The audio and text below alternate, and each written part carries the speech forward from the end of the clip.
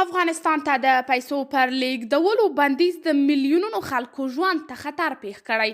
جزئیات هم د ویډیو کې وګورئ او چینل سبسکرایب کړئ. په یوه تازه راپورټ کې ویل شوي افغانستان ته د نغدو پیسو لیږد کې د لویدیځوالو مالي بندیزونو له کبله په دې هیواد کې میلیونونه کسان له هغو مرستو بې برخې دي چې په بیړنۍ توګه ورته اړتیا لري. د کډوالو لپاره د ناروې شورا NRC په راپورټ کې ویل شوي تر هغه به میلیونونو اړمنو کسانو ته رسیدل ګران وي چې د امریکا خزانې وزارت او مرستندویه ادارې د بشري مرستو لپاره افغانستان ته د نغدو پیسو لیږد ته زمینه برابره نه کړي.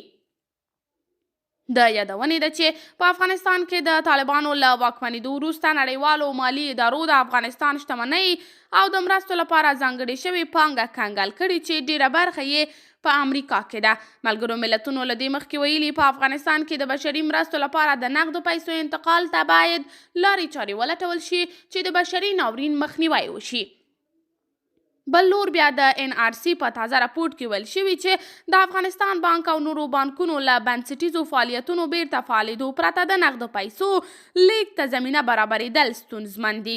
په راپورټ کې د نغدو پیسو لیږدولو لپاره شته لارې چارې ارزول شوي دي او د راپورټ چمتو کوونکو په وینا له دې یوه هم د خوندیتوب او ارزانۍ له بنسټیز معیار سره سمون نه خوري. قدرمنو لیدونکو، تاسې د دې موضوع په هکله څه نظر لرئ؟ نظریات مو راسره په کمنټ کې شریک، ویډیو لایک او چینل سبسکرایب کړئ.